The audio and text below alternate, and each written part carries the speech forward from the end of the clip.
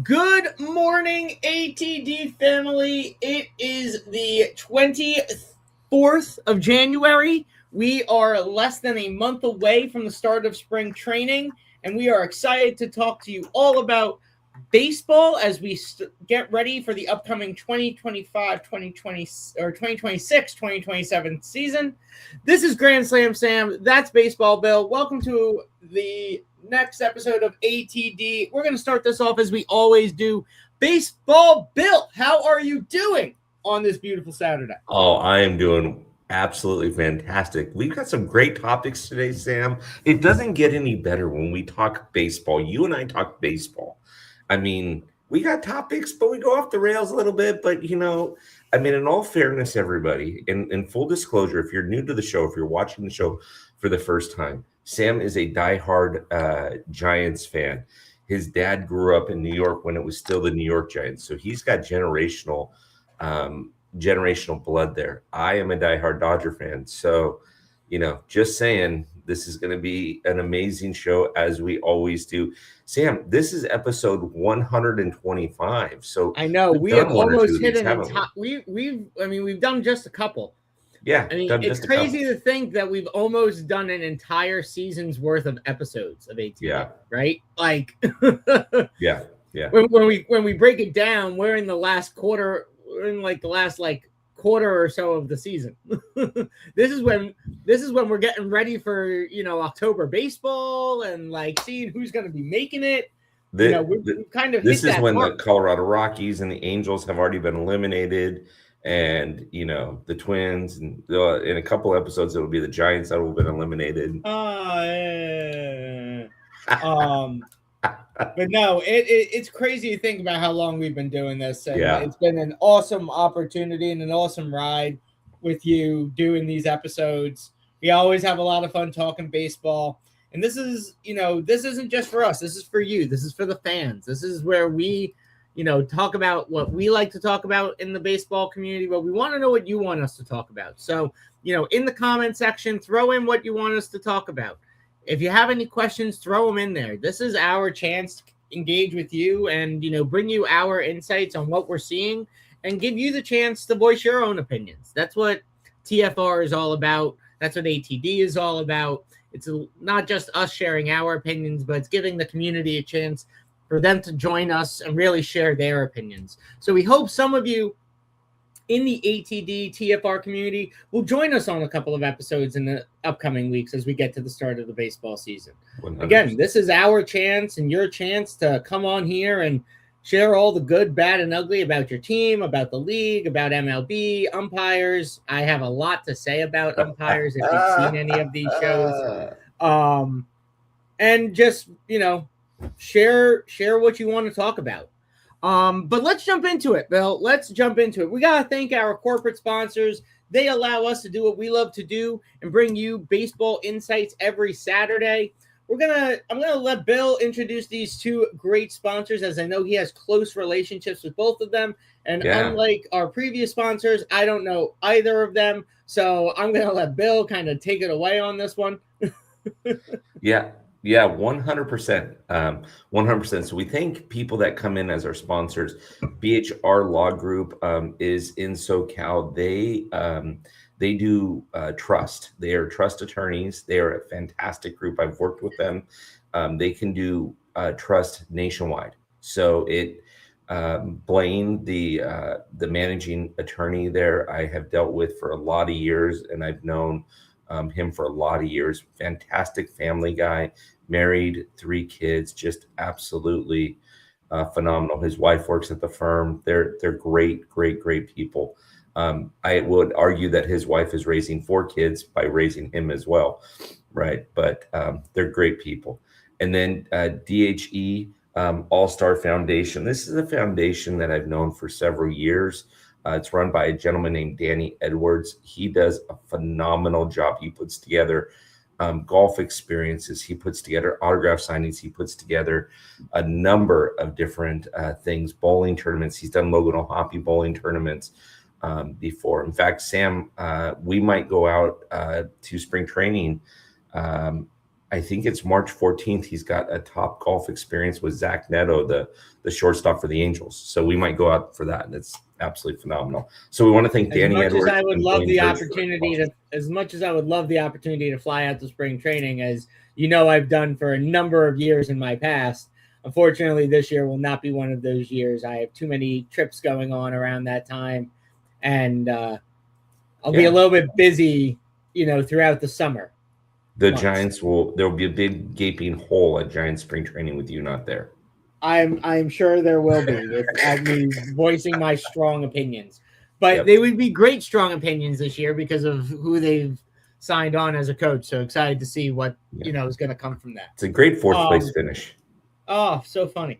The way the Padres have been playing, it'll probably look more like a second place finish with the Dodgers with the Diamondbacks trailing right behind it. Absolutely. So let's jump into the biggest free agent signing / re-signing of the last week, Cody Bellinger. Cody has decided he's going to take his unique set of talents, and I don't know if that's just him looking like he's in a habitual state of fog or haze, or his up and down mediocre baseball talents, back to New York to on the concurrence of a 5-year deal for $162.5 million. Now, this one kind of shocked me in a sense, but at the same time, with it being the Yankees, it didn't shock me. Bill, what are your thoughts on this one? Because I'm really curious. So Cody's kind of crusted that age for baseball, right? So this could be his last contract. This could be his second to last contract, depending on how he performs. So this is a very, very good contract. I know that his agent tried to get him 7 years, and the Yankees turned it down and said, no, we'll give you 5, because they know that the last 2 years of Cody Bellinger's career is going to be rough, injury-wise, health-wise, whatever. I love this contract for Cody. I think this is good for the Yankees because they still have Aaron Judge for a number of years. So this will solidify Cody and Aaron in that lineup, which will be great. But it will also solidify, depending on how long or how much longer Giancarlo Stanton is there, this gives them a little bit of extra strength. 35 mil tickets a season or 37 mil tickets a season. He's getting paid. We'll see. I mean, he might crust he'll probably crust 400 home runs, depending on how well he does. If he hits another 25 a season, he'll come close to that. So yeah, it's a good contract. Well, it's a unique contract because while it is a technical 5-year contract, it's really 2 years with an opt-out within years 3 and 4, and a conditional player option in year 5. Right. So if he works out the entirety of the contract, he'll be 35 when he's a free agent again. So I think at that time, that's when we're going to be looking at more of the tail end of his season or of his career. I think even at 35, if he's still healthy and playing well, he might get another 2-year or 3-year contract somewhere else, just depending on what the teams that are out there looking for players are looking for. But I look at this as more of a win for Cody than a win for the Yankees, because if he is playing really well after the 27 season, he might say bye-bye and he might be gone and say, you know what? I'm going to go see if I can get a 5-year contract somewhere else, fully guaranteed, and end my career there. Then I'll be 37, and I know I can sail off into the sunset. Yeah. Did the Yankees do harm in giving him the opt-out too early in the contract? Okay, so here's the thing. I hate opt-outs. I know you hate opt-outs. We talk about this all the time. I love loyalty. I love loyalty to a team. I love a player who says, sign me up for a certain period of years. Don't worry about the opt-out until, sign me up for a 5-year deal. Let me have an opt-out after year 4. right? But Cody's hedging his bets, thinking, hey, if I have a really good season in 26 and in 27, well, then I can opt out of this thing, and maybe I can go to Philadelphia and get another 5-year deal for the same price. And, I get what he's doing. There's no loyalty to it. I hate that. But does it put additional pressure on Cody? It does. Because if he has, just for fun, let's play this the hard way. He has a wonderful season this season, right? And then he has a mediocre, then we have a strike here. And then he has a mediocre 28. Okay. Where's that leave him? Yeah.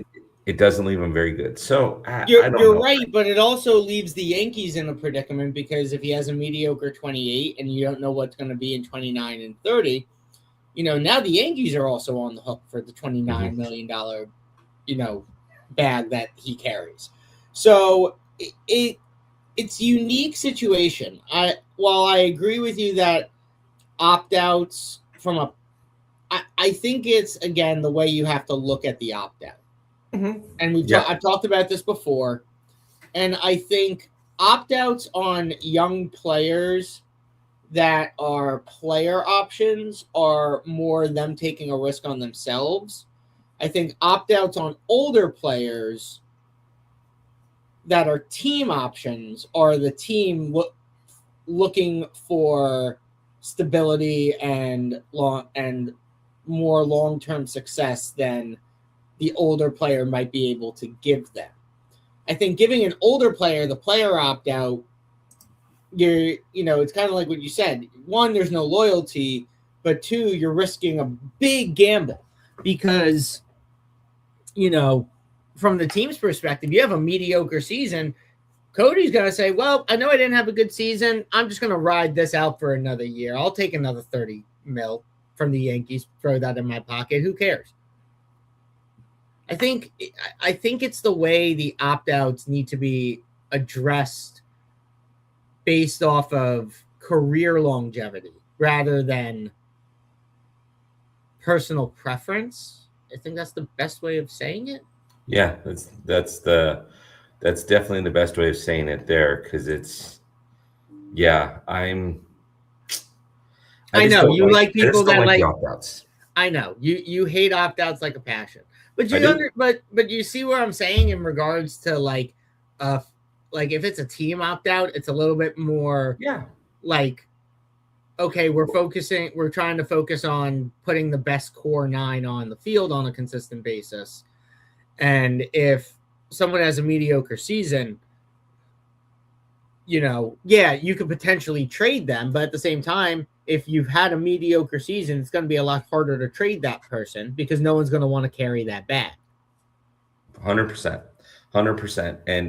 And I'm okay if you have club opt-outs, because those are the guys signing the front of the check. I think that you have to put the best product on the field. I had this conversation with 2 people offline yesterday about a specific club that is doing relatively nothing. And they know that they are going to not compete this year, yet they're complaining that they're not making enough money. Well, they're not spending any money to make that money. And so to me, this is it's silly, right? But player opt-out, don't love. Team opt-out, I'm okay with that. I'm really okay with the team opt-out. What about mutual opt-out? What if a player and the team just aren't syncing, and while you might be having a good season, there's just some bad blood in the clubhouse? Do you feel like mutual opt-outs are beneficial in that sense? Sam, I got to tell you, we both went to high school. We both had girlfriends in high school. We both had breakups in high school, right? There's no such thing as a mutual freaking breakup. Okay. One person, it's not you, it's me. And the other person's like, maybe this is run its course. There's no such thing as a freaking mutual breakup, right? One person wants something, another person doesn't want that. So, yeah. Well, I mean, I bring it up in the sense of I'll bring it up in the sense of Rafael Devers. Let's just say Rafael Devers had stayed stayed the rest of last season as a Red Sox. There had been bad blood from Rafael Devers to the Red Sox organization, and the Red Sox organization was not pleased with the way Rafael Devers had been playing. Now, Rafi was locked into his fully guaranteed contract. Granted, he had the trade. He didn't have a no trade clause. In that sense, don't you think a mutual opt-out option would be beneficial on both sides? No, Rafi Devers, I get what you're trying to say, but this is a horrible example, and this proves my point, right? If they would have never signed Alex Bregman, Rafi Devers would have never got his knickers in a twist, right? And he would have stayed in Boston. But he got frustrated when another person came in, just like in high school. Again, your girlfriend's looking at another guy and she's like, and you're kind of feeling a little bit. It's not a mutual breakup. Somebody else came into the clubhouse. I mean, I get what you're trying to say, but a mutual. So then what do you do? Okay, on the mutual option, right? What do you do if you have Cody in 2 years, knowing that he hadn't performed his best, right? Let's just say this year he kills it, and then we have a strike year, and then the next year, or even we don't have a strike year in 2017, whatever, right? But Cody kills it in 26, and then in 27 he has an average season, and the Yankees are looking at it, and let's say they had a mutual opt-out for season 3. Cody's looking at it going, man, I'm going to get paid regardless, and if I can do well this next season, I can opt out after 28, but I'm going to stick and I'm going to get that cash. And the Yankees are looking at it and they think, we've got whoever out there that we can sign. We'd rather toss that cash to Cody. So the Yankees say we want to break up, and the Cody says we don't want to break up. Now all of a sudden Cody's playing for a place that they don't want him. So how's it feel going to work every day knowing that you're not wanted? Yeah, I mean, I hear what you're saying, and I think that just kind of it puts the pressure on both sides. Mm-hmm. It puts the pressure on the Yankees to say, you know what, yes, we wanted him to opt out, but he didn't. We kind of need to play friendly with him. And even if we do go out and get someone, we want to be we need to at least play the devil's advocate. So we support him in doing well. So there's possibility for a trade throughout the season. 100%. 100%. So I get what you're saying, but I think in this sense, it can be a two-sided coin on both parties. Cody wants to opt out because he thinks look, and this could go both ways. Like you said, let's take it from the player's perspective. Player has a great season, but there's a mutual opt-out there. Well, player wants to opt out. Team doesn't want to let him go because they know he's had a great season and they don't want to risk him getting more money going somewhere else, and that somewhere else being to a competitor. Well, now Cody has to look at this and say, okay, well, I need to be friendly to this organization because I need to find a way of getting them to either ship me off, or I need to now at least bide my time till my personal opt-out can come into effect. Yeah. So it goes both ways. The only thing that I have to say about that before we move on, and by the way, for those of you watching right now, feel free to, if you have comments or thoughts on this, feel free to put them in there. We'll put them up on the screen and we'll try to do the best that we can to answer them throughout. The only last thing I have to say about this, Sam, is real simple. In my career, I have one career, you have another career, but imagine if your boss, if you signed when you got a promotion, you signed a guaranteed 2-year, they can't get rid of you. You can't, you have to stay with them for 2 years, right? And they agree to that. Well, what happens in a year if they decide they don't want you anymore, but you don't want to leave? Now you're going to go for a year to a job that doesn't want you, and you know that. And so your job performance, like the pressure is going to be on. You're talking about the New York media. You're not talking about, I mean, no disrespect to any of these smaller markets, but you're not talking about the Denver media. You're not talking about the Cleveland media. You're not talking about the Cincinnati media. You're talking about the New York media. If Cody Bellinger is mentally going to the game and going, these guys want to opt out on me, but I don't want to opt out on them, and he goes 4 for 37, the New York media is going to eat him alive. So mutual opt-outs are difficult things to do. I would have preferred, and I understand how Scott Boras negotiates his contracts. He loves opt-outs, but I would have preferred the opt-out to be after year 3.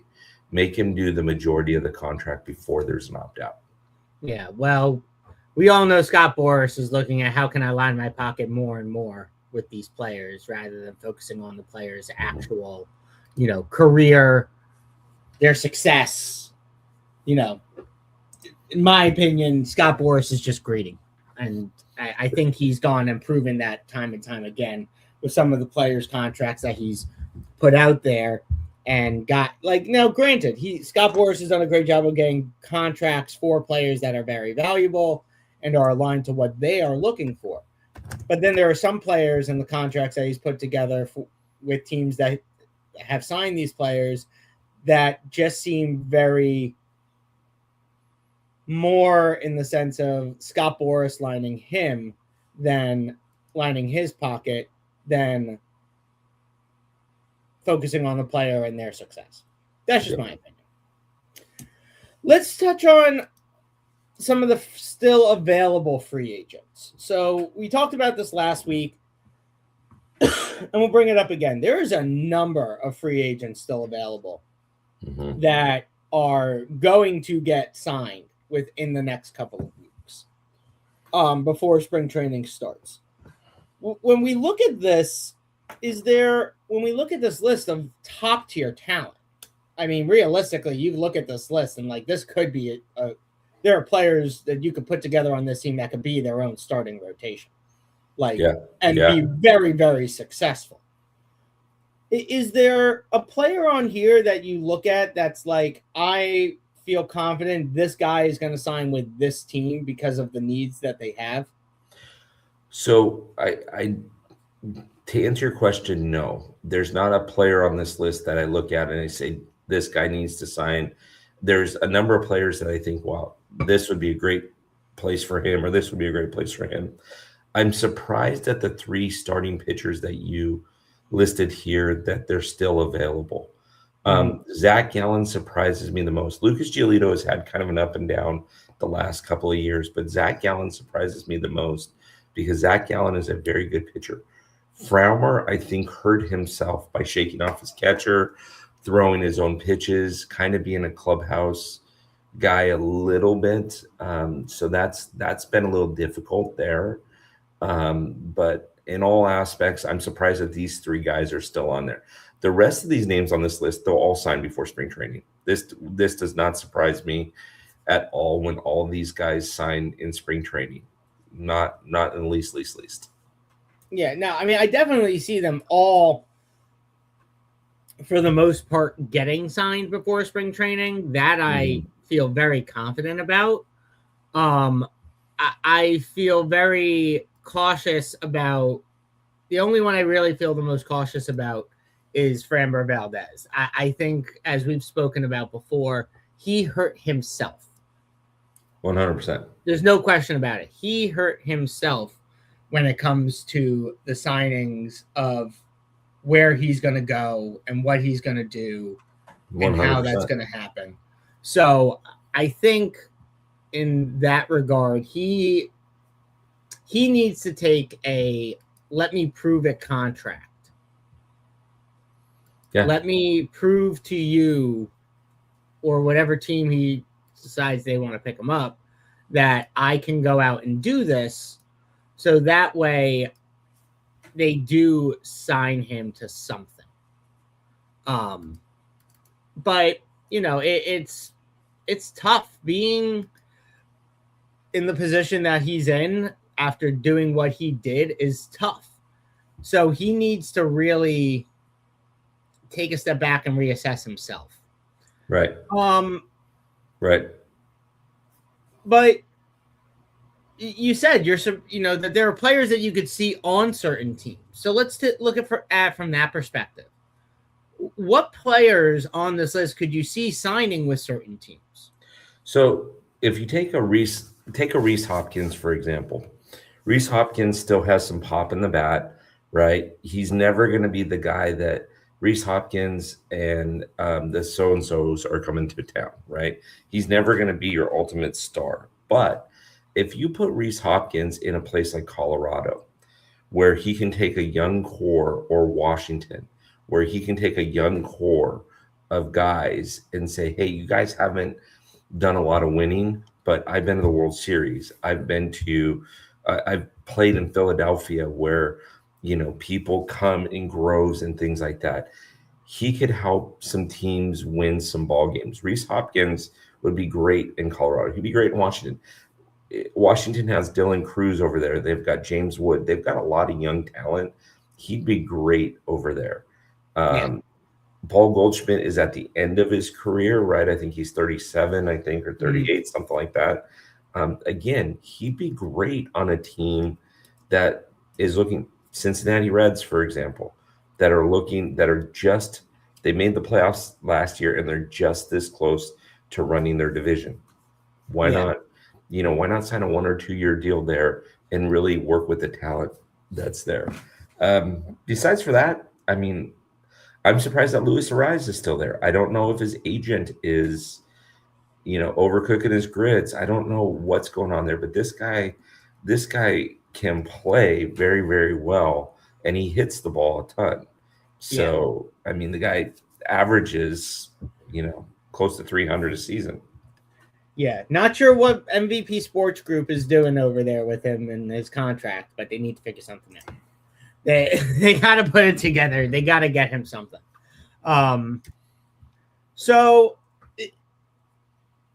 Catchers really aren't that big of a signing need right now from what I've seen.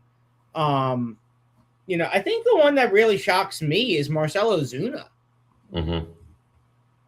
I'm surprised that there isn't a team looking for a DH out there that hasn't reached out to Marcell Ozuna and said, hey, what are you looking for? And again, this could be an overcooking the grits thing. This could be I don't know what he's like in the clubhouse, so I can't tell you, hey, this is a dude that we would love to, see play for the Blue Jays or for the Cardinals or whatever, right? But yeah, I'm not overly convinced. I don't know. I don't know the answer to that. Yeah. Well, we'll keep monitoring this free agent tracker as we get closer and closer to spring training, because it's going to be really interesting to see how this all shakes out. 100%.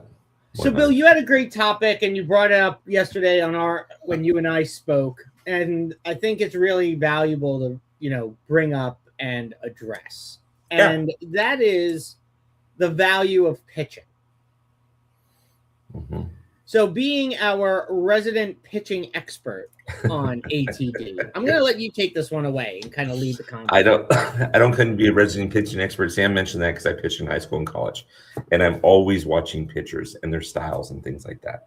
So Mackenzie Gore to the Rangers, that may not get on your radar screen. You may look at that and go, okay, who cares? But now he joins the likes of Nathan Eovaldi, a World Series champion, and Jacob deGrom. Okay, so if Jacob can stay healthy, you've got a 1-2-3 punch. So imagine if your game one starter is, you have a 3-game series. They're playing the Giants, Sam, for example. Mm-hmm. And game one starter is Nathan Eovaldi. Then you've got a left-hander, Mackenzie Gore. Then you've got a right-hander, Jacob deGrom. 1-2-3. That is a pretty powerful punch. And we're talking about a lot of these free agents and a lot of these guys, Cody Bellinger, Kyle Tucker. Because as they said in the 80s commercial, the chicks dig the long ball, right? Well, people love to watch the home runs being hit. But we're looking at these free agents and we're looking at this pitching and we're just thinking, okay, wait a second. There's a lot of pitchers out there, a lot of talented pitchers out there. They're still looking for homes. But I think this Mackenzie Gore signing, even bigger than the trade that they did with the Mets, bring in Brandon Finding Nemo over from the Mets, for Marcus Semien, I believe. I think that there's more to it, that it's great that you can score runs, but if you can't pitch, you can't win. And Sam, the 2008 Yankees could score a ton of runs, but they didn't pitch very well. The 2009 Yankees learned how to pitch, and they won the World Series. So we can't sleep on Texas. The Mets, picked up another starting pitcher in Freddie Peralta, who's very, very good. So I like this, and I think that the value of the pitching is key. There are some teams right now that just don't have pitching, and they may not be doing a lot of winning this year. And it's not, I'm not saying that to be a jerk. It's just, if you can't pitch, you can't win. Yeah. I mean, the Mackenzie Gore one, I agree with you, kind of went under the radar to an extent.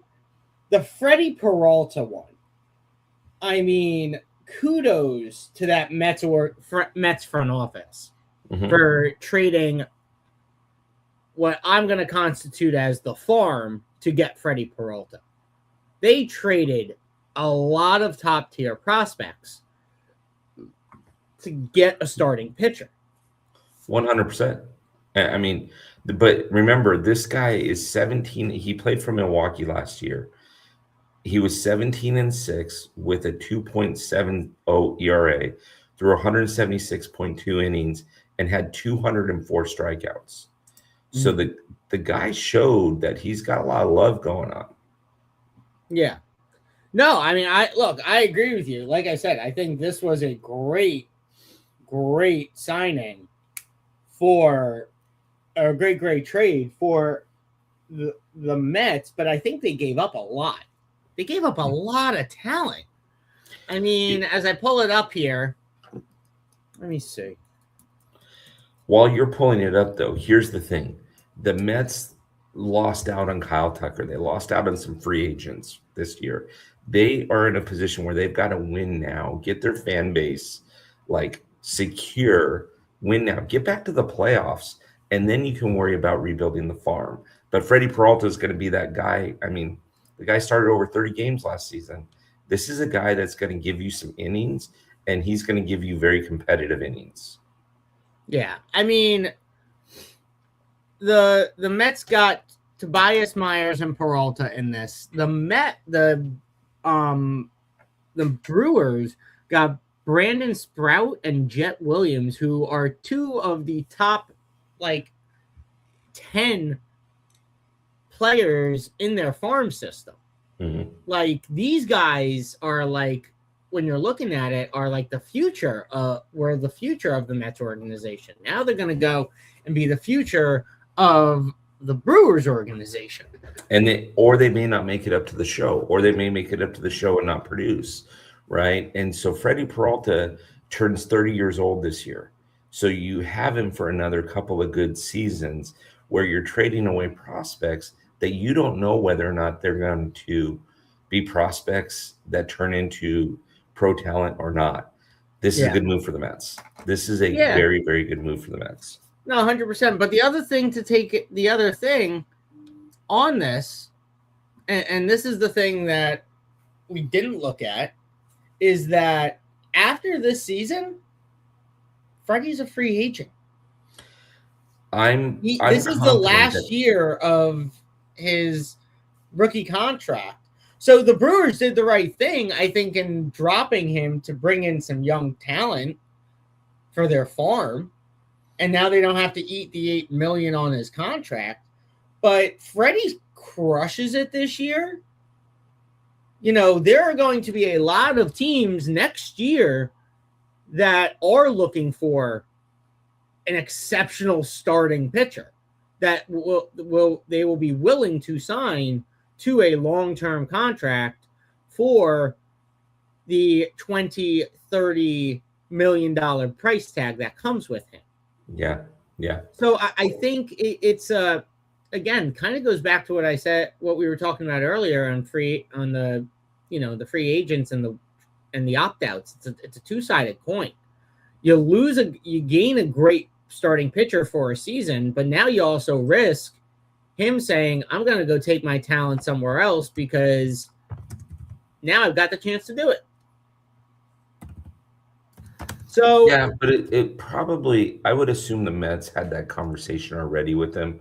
Hey, we're going to bring you over. Let's work on getting something inked up at the end of the season for sure.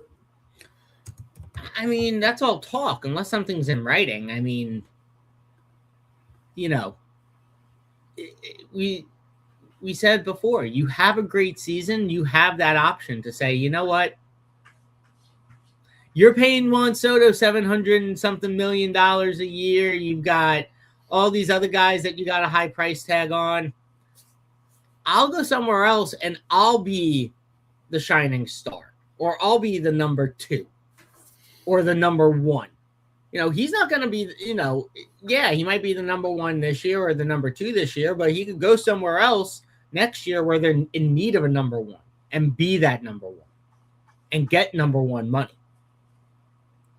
So, again, I mean, at least for him, I think this was great because he only has to risk 1 year of being in New York. And then if he doesn't like it or if he just kills it, he can go. But the Mets, if I were the Mets, I wouldn't let him get out of New York or wait till the end of the season to talk contract extension. I would get it locked in now and just throw a dollar figure at him that he's like, you know what? I'm just going to take it and be happy with it. Throw him a 8-year, $200 million contract, $25 million a year, and just cut and just be like, I'm good type of situation. Yeah, probably for sure. So, last topic of conversation. We touched on it a little bit this last week, but I want to bring it back up again. Spring training is around the corner. We're within 3 weeks of spring training starting. I love the fact that baseball takes the pitchers and catchers away from their families on the day Valentine's Day hits, so they can't celebrate it with their loved ones. Don't ask me why they do it. It's just stupid, but it is what it is. But I'm curious from a fan's perspective, Bill. Yeah. From a fan's perspective, where do you see spring training being more of a better experience as a fan? Do you think Arizona is the better experience, or do you think Florida's got a better experience? So that's a twofold question, and I'm going to go back to what you said a second ago. If I were making $37 million a year to play professional baseball, I'd be willing to forego Valentine's Day because in November we have all the Valentine's Days that we wanted.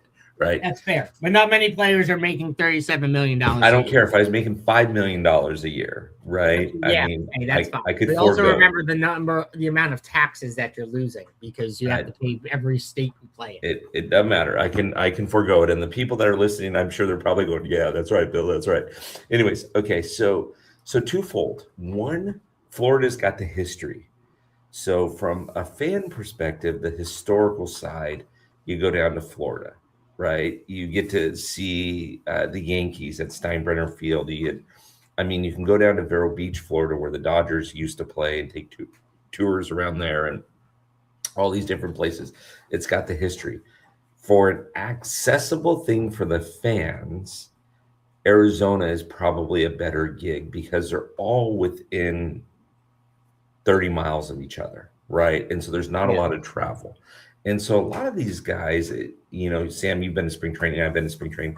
A lot of these guys talk to each other in the offseason, but they may or may not see each other in the offseason. So a lot of these guys, if you're a superstar, if you're Rafi Devers or Shohei Ohtani or Freddie Freeman or Aaron Judge, you're coming into the game, you're going to play 3 or 4 innings probably.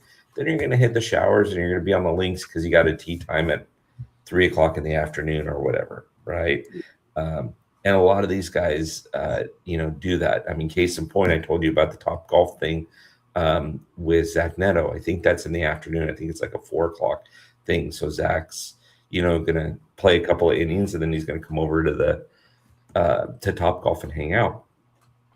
From a fan perspective, I think Florida is the historical side. I think Arizona is easier access for fans where they can go to multiple games, especially in March when spring training is starting to wind down and there's a little bit more happening. You can catch a an early morning game, an 11 o'clock game. You can catch a 4 o'clock game, and you can catch a night game. So you can catch 4 games all at once from a fan perspective. From the players, doesn't matter. Yeah, from the players' perspective, they don't care. But, as fans, we pay their contracts to an extent. Our ticket sales, our jersey purchases, all the little knickknacks and things that we buy in the dugout store that we wear or use once and then throw into a box that never gets seen again. Those are all the things that are going to help pay these players' contracts. But I agree with you. Florida has a lot of the historic value to it, being that that's where spring training really started. But from a accessibility perspective, Florida makes it very difficult for fans to go see multiple games in a day. Traffic is crazy down there. And the other thing is you've got all the Florida traffic that goes on. And especially the way it's set up, because it's kind of this giant U across the entire state in the downswing of Florida. It's hard to get from one stadium all the way to the other side of the state to get to the other stadium in the same day and expect to make it for the start of both games. Now, if you're lucky enough that there's a 3-hour break in between the end of one game and the start of another, you can make it. But it's really tough to say, I'm going to go to both sides of the state and see my team play. Yeah, I have gone to spring training for 10 plus years. And the thing that I love about Arizona is the fact that it's exactly what you said. I could go see a Giants game from 11 to 2:30, and then I could go see a D-backs game from 3 to 5:36, and then I could drive all the way over to Glendale on the other side of Phoenix and see a Dodger game from 7 to 9:30, 10, and still make it back to I could have said a White Sox game because for some reason the Dodgers are too cheap to pay for their own stadium. Wait, is that the back-to-back world champion Los Angeles Dodgers? What am I not contractually obligated to say anymore? Oh, no. You're done with the contract, but I'm just making sure that we're talking about the back-to-back World Series champion. Okay, I'm going to switch this. I could drive to Glendale and watch I could switch this. I could drive to Glendale and watch the White Sox, who split a stadium with the cheap back-to-back Los Angeles Dodgers, who can't pay for their own spring training stadium, and see the White Sox play. I'll split us. Don't worry about it. It's okay. We're cheap. We'll share a stadium with another place as long as we keep playing deep into October and then winning championships. I don't care if we use. Yeah, it's just hard to put all those banners. Yeah, it's just hard to put all those banners up in a stadium you share half of the affiliation with. Oh, I mean, listen, it's okay. We'll put another one up next year. When I go down to Scottsdale Stadium and watch the Giants play, the Giants are proudly able to just show all the World Series banners that they've gotten in 2010, 12, and 14. When I've gone to Glendale, it's weird how many did they get? Yeah, but it's weird because when I go to Glendale, I rarely see any type of Dodger World Series banners being posted there. It's kind of odd. Most of them are hanging in Vero Beach, right? Because remember, we've only been there for 4 or 5 years or 8 years, whatever it's been. You guys have been there since I've been going in 20. That's okay, Sam. You guys have been in the same stadium in Glendale with the White Sox since I've been going in since 2009. Okay, so it's been about 10 or 12 years, but before that, for 2009 about 60 to years, 2016, we're looking at 15 years, Bill. For about 60 years, we're in Vero Beach. Know this. So go down to Vero Beach. You want to see the banners? Go down to Vero Beach, okay? I mean, listen, you guys won 3 in a row. It's Arizona. It's all beach. 11 years, or 3 in 5 years or whatever. And then you haven't won anything for 11 years. But before that, 2010, when was the last time you guys won a World Series? Yeah, I'll say it. Yeah, 1954. Last time the Giants won it in New York City. Yeah. I mean, when was the last time you won it in New York City? 1955. Was it 55? Yeah. oh yeah, that's right. And then your owner said, I'm going to go take my team to the West Coast because they're paying me a lot of money. Greed. You know what? Greed. Listen, everybody that's watching, this is where Sam gets a little crusty. It's fun. I love to just kind of poke the bear. It's a good time. Greed. Right?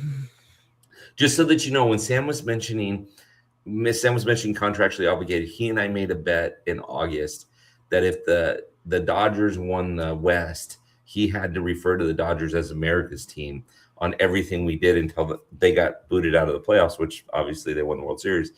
I, on the other hand, would have to wear a Giants hat. I could put Top Fan Rivalry on the back of it or on the side of it, and then I had to give it to Sam, but I had to wear it on Everything Live during the whole playoffs. So he's no longer contractually obligated. I will tell you that if you go back and listen to some of the episodes, he said, I'm only doing this so I don't get fined, which I think is hilarious. But pulling out the Marshawn Lynch statement there. You know, gotta rep my Skittles man over there, you know. Yeah, anyways. But no, spring training, if you've never been, is a fun time. I strongly encourage every baseball fan to get out to spring training, whether it's in Florida, whether it's in Arizona.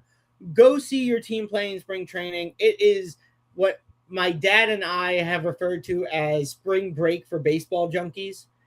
The fans are passionate. They're sitting there sweating it out in the sun, watching their teams play. In the past, tickets were cheap. Now they're not. But it's just an awesome experience. You're more or less right on the field, no matter where you sit.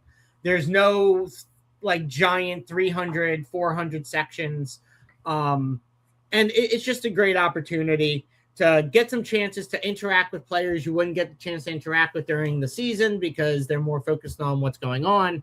I will say that the players do take a lot of onus in giving the fans love during spring training more than you see it during the regular season, just because it is a more intimate setting. Bill, you agree to that? I completely agree with that. See, Bill and I can at the same time, while we disagree on many things, we can agree on some. Yeah. So. Yes. Bill, you have a great podcast schedule you put together for next week. So as we wrap up the show, why don't you take us through the schedule? So we have Aaron on Mondays, Padres fan. Aaron does a lot of fun stuff with he's a golf guy. He does a lot of fun stuff. We got Audrey coming on talking about the A's last season and going into this season. We got 305 Sports Babe coming in talking about her love for Miami sports, predominantly the Marlins. She's a first-time guest. We got Christine Betts coming on. Now, no relation to Mookie, but she is a huge Dodger fan. Sam, the reason why this is so amazing and why she comes on is because she was a little girl at the time, but she went to opening day in April of 1962 to Dodger Stadium. And she showed me some pictures from what it was like the first day the stadium opened. And it was absolutely amazing. In fact, you may have saw him at the family reunion. Did you see him at the family reunion? You see those pictures? Maybe. No, I didn't get to see the pictures at the family reunion. But you know Christine. You saw her at the family reunion. You met her at the family reunion. Huge Dodger fan. She's going to talk a little bit about the history of it. And I love hearing those stories, and those are so much fun on the podcast. And then Victoria, our Cubs friend, is going to come on and talk a little bit about the Cubs and what they did in the offseason and what she thinks they're going to be doing in 2026. So that's going to be a lot of fun. Now I'm curious. 305 Sports Babe, being a Marlins fan aficionado, and all the excitement she has for them, I'm curious, is there a lot of excitement to talk about for the Marlins? Well, yeah. So she has a lot of excitement. She's a huge Dolphins fan. I invited her on the podcast. What's exciting to talk about for the Dolphins? Well, I invited her on the podcast, and she said, can we do it after the national championship game? Because she was so excited about the national championship game. But, yeah, that's even worse. You guys, they lost in the national championship to Indiana. Sam, I have been through Dodger years that were terrible, and I was still a diehard Dodger fan. I know. No, look, I mean, you know the struggles I've been through as a Giants right now. You're going to miss the playoffs again this season. we'll see what happens when the season starts. We'll see how that plays out. But hey, just real quick, everybody, I want, so if you're new to this show, there's a couple of things that you need to know about this show. It's an hour-long show, but a couple of things you need to know. Number one, Sam and I always pick 2 topics. Sam will pick a topic, I'll pick a topic, and we'll kind of decide and go through it. We'll talk a little bit. When the season starts, we'll talk about schedules. We'll talk about standings. We'll talk about leaderboards. We always do a home run leaderboard and a stolen base leaderboard, which is always so much fun. Sam makes such good slides when it comes to that. And some of the pictures that he comes up with are awesome. They're next level awesome. And then also, we always talk about the podcast schedule. We do have an audio podcast that happens every day, predominantly every day, Monday through Friday. You can find it on Spotify or wherever you get your podcast. Go check it out. If you're on Spotify, just go hit the subscribe button. It's free, obviously, so that way people can see, that way you can be notified when a new one comes up. We talk to all fans, baseball, hockey, NBA, WNBA. We'll move into football, but it's a lot of fun. So check that out if you're new to this show. So yeah, 100%. And you got a live you're doing right here on X, Facebook, and YouTube this coming Wednesday. Yes. Tell me about it. So this is a show called Dirty Water Dispatch and Top Fan Rivalry. This is with Leslie, a good friend of mine named Leslie Duncan, who is a huge Red Sox fan. We will have guests on most times. This is a show that happens every other week until the season starts. And then once the season starts, this show will be happening every week. And the show takes place at 6 p.m. Pacific, 9 p.m. Eastern. And Leslie and I will be on for an hour. We'll be talking with different guests. We've had, Leslie is a huge Red Sox fan. We've had Jonna on from Babes Media, who's a huge Yankees fan. So Leslie and her had some fun with each other.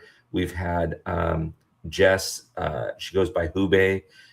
She's a huge Reds fan and Bengals fan on. We've had a couple of different guests. So we invite guests onto that show, as we will with this.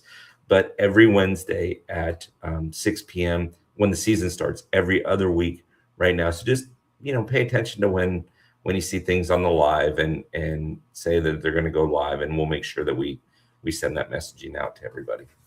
Absolutely. And the 27 Ounce Club is back with another fantastic break this Tuesday at 5 p.m. Pacific time. Usually these breaks happen on Mondays. This one's happening on Tuesday. Mm-hmm. Typically, Bill is alternating between the 27 Ounce Club and his amazing partnership with Heads Up Sports Cards and doing box breaks every week. Typically, those breaks happen on Monday nights.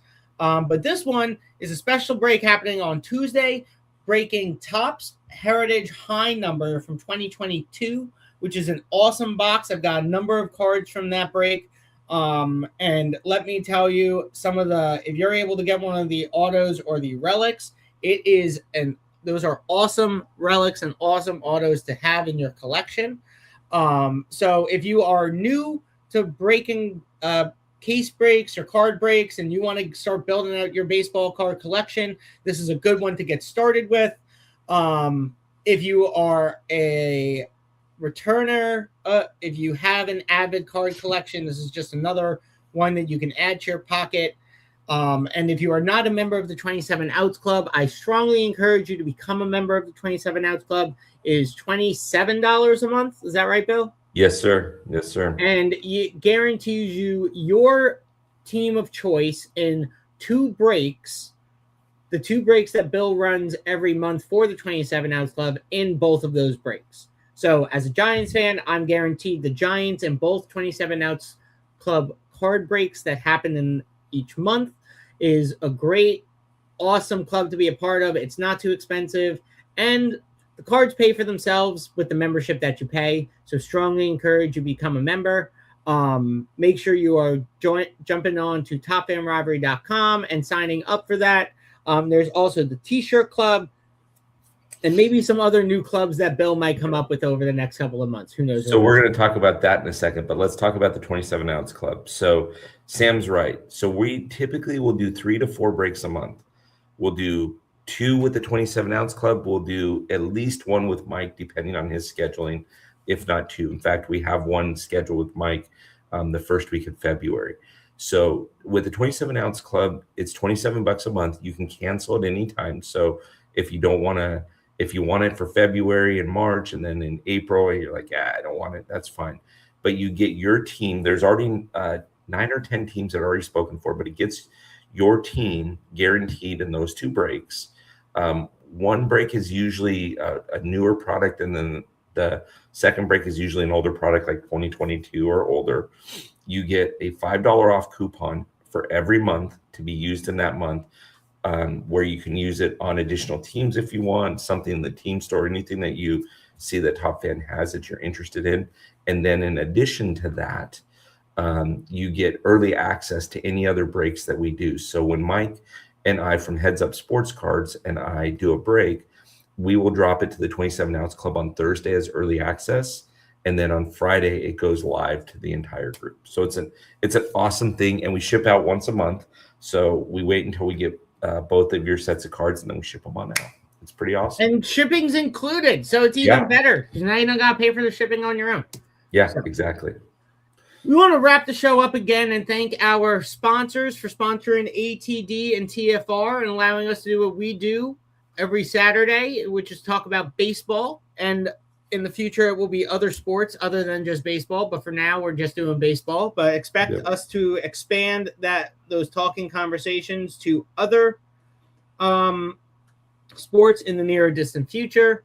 Bill, want to just give a quick highlight on these sure. sponsors again? BHR Law Group, they, as it says, we build trust. They are trust attorneys. Blaine Birch, who is the managing attorney over there, is absolutely phenomenal. His wife, Paige, they do great things. I've had a chance to interact with them over the years. If you're looking for a trust anywhere in the U.S., feel free to reach out to these guys. Their website will be up on Top Fan Rivalry here shortly. DHE All-Star Foundation is a group that puts together events.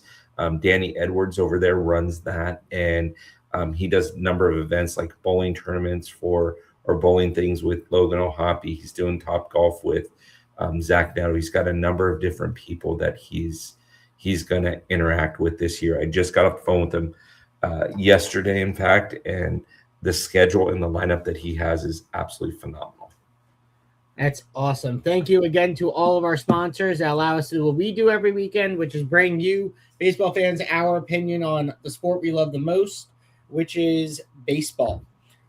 Mm-hmm. As we wrap up the show, we just want to thank everyone for joining us this week on ATD. Again, when you're on, put your comments in. We want to hear what you have to say. If you want to jump on one of our ATD sessions in the coming weeks, message Bill, message myself. We would love to have you on and be a member of this awesome community that we're building. But with that, Bill, want to wrap it up on your end like you always do? I do, but real quick before I say go fight win, go to Top Fan Rivalry. We will have more details on this later, but you can go to Top Fan Rivalry. Top Fan Rivalry has started its own social network. It is only $25 for one-time access for this weekend. Next week it'll bump up significantly, but what it will allow you to do is interact with sports fans. It'll allow you to talk about your small businesses. It is ad-free, spam-free, adult entertainment free. So it is truly where fans go and get together and talk about different things. Go to topfanrivalry.com and check it out. And I'm going to wrap this up, Sam, by saying go fight win. Go fight win. I love to hear it. It's how we know we're wrapping the show up. Thank you, as always, for joining us on ATD. Make sure you're checking out topfanrivalry.com for new articles, podcasts, merch. Make sure you're jumping on and joining the 27 Outs in the T-shirt club. Join us every month for the exclusive member events that Bill puts on, like our digital dugouts. And we will always enjoy seeing you join us at our TFR family reunion, not only the one in January, but the ones that will be coming throughout the course of the year at locations to be determined later. From all of us to all of you, as again, thank you so much for joining us, and we will see you on the field next week. Have a good one, all.